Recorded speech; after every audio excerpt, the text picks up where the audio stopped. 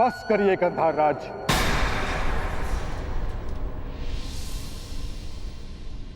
आप ही हैं जो सदैव दुर्योधन का मन कुलुषित करते रहते हैं। कभी समझाया है आपने इसे कि एक सैनिक जब मृत्यु को प्राप्त हो जाता है तो कैसे उसका परिवार धीरे धीरे वर्षों तक मरता रहता है।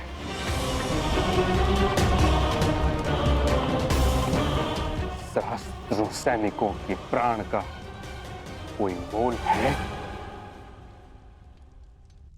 मुझे मोल नहीं है। मोल है पितामह, है। मुझे कुछ 100 सैनिकों का नहीं, उन लाखों सैनिकों के प्राण का मोल है। यदि ये युद्ध नहीं हुआ तो पांडव प्रस्तुत होंगे और फिर महायुद्ध होगा। ऐसा महायुद्ध जिसमें लाखों सैनिक अपने प्राण गंवाएंगे, फिर लाखों परिवार थोड़ा थोड़ा करके हर दिन मरते रहेंगे।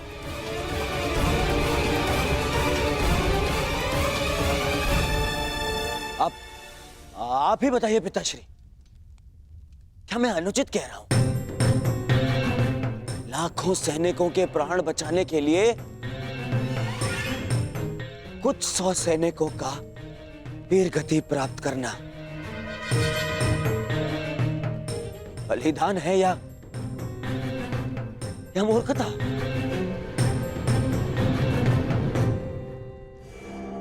मैं तो कहता हूं कि विराट पर आक्रमण करके पांडवों का अज्ञातवास भंग करना ही नीति है।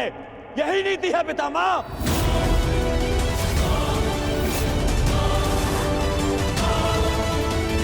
पुत्र दुर्योधन, विचार करो, पांडव तुम्हारे साथ कैसे युद्ध करेंगे? द्वारका सहित आधा भारत तुम्हारी संधि में है और शेष पर तुम दिग्विजय प्राप्त कर चुके हो।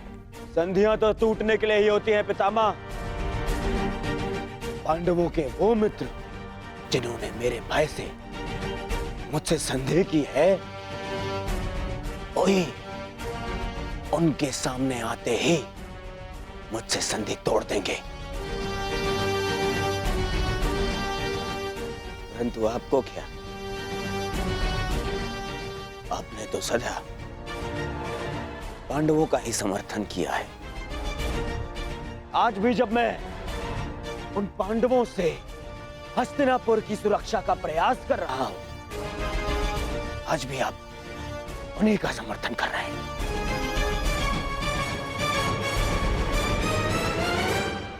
क्या तुम्हें विश्वास है कि पांडव विराट नगर में हैं? उतना ही जितना इस बात पर है कि आप हस्तिनापुर के राजा हैं।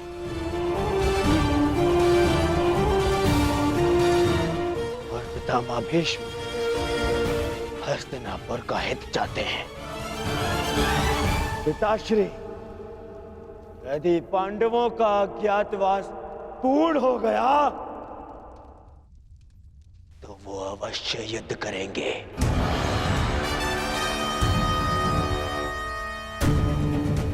और ये युद्ध महायुद्ध होगा।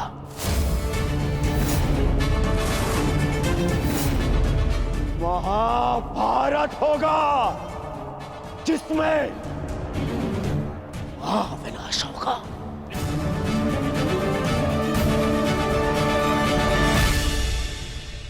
नहीं, मैं ऐसा नहीं होने दूंगा।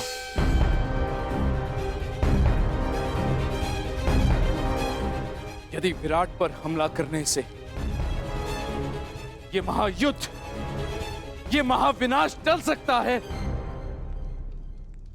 तो मुझे पुत्र दुर्योधन का ये प्रस्ताव स्वीकार है।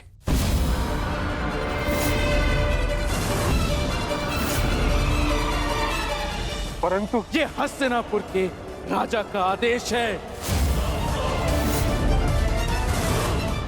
हस्तिनापुर विराट पर आक्रमण करेगा।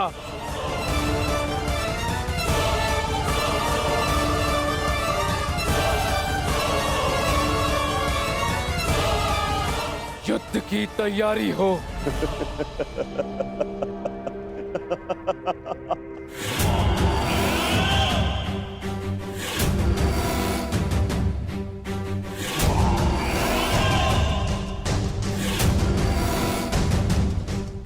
समय आ गया है मित्र।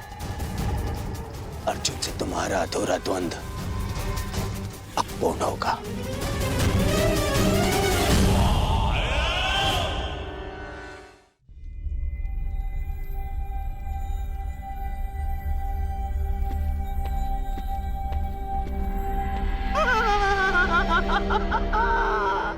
अब तुम बच नहीं सकते मेरे प्यारे भांजे पांडवों।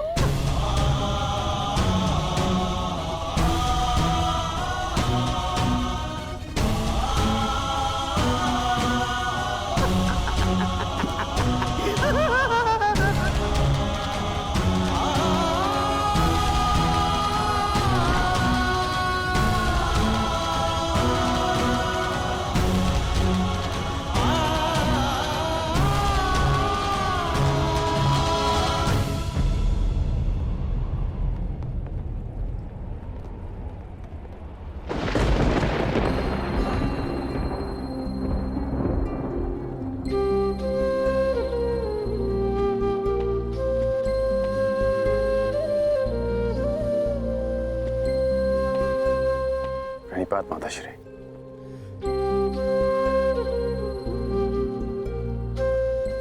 मैं जानता हूं आप आज मुझे विजयी होने का आशीर्वाद नहीं देंगे। मैं आज कुछ देने नहीं, स्मरण दिलाने आई हूं। तुम्हें ज्ञात होगा कि मेरे पुत्र और पुत्रवधू के साथ छल हुआ है। जो इंद्रप्रस्थ के सम्राट थे, वो पिछले 12 वर्ष से वन में भटक रहे।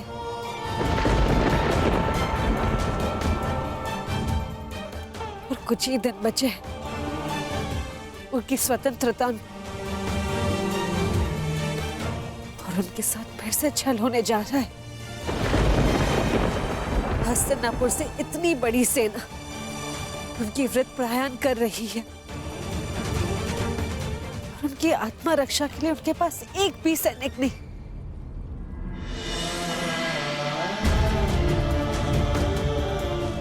मुझे पूर्ण विश्वास है कि तुम मेरे पुत्रों के साथ एक और अन्याय नहीं होने दोगे। मैं तुम्हें स्मरण दिलाने आई हूँ कि माताश्री,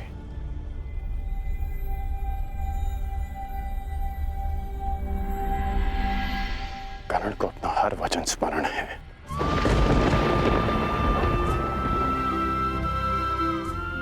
मैंने युवराज दुर्योधन के लिए शस्त्र उठाने का वचन दिया है, तो युद्ध तो मैं अवश्य करूंगा।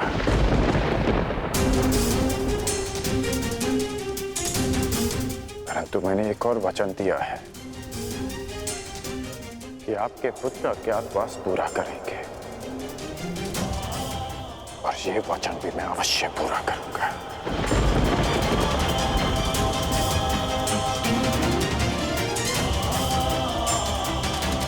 आज्ञा दीजिए माताश्री।